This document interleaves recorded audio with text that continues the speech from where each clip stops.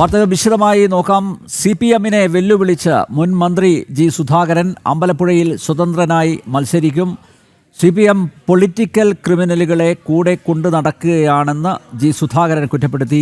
അവരെ ആയുധമാക്കി വ്യക്തിഹത്യ നടത്തുകയാണ്. തന്നെ പുറത്താക്കാൻ എളമരം കരീം കള്ള റിപ്പോർട്ട് നൽകി. ആലപ്പുഴയിലെ SDPI-യുടെ വളർച്ചയും പരിശോധിക്കണമെന്ന് ജി സുധാകരൻ ആലപ്പുഴയിൽ വാർത്താസമ്മേളനത്തിൽ പറഞ്ഞു.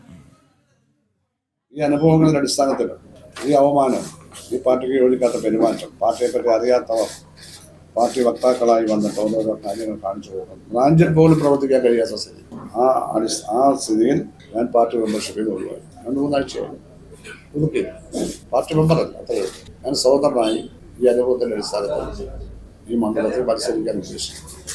ആ കാര്യം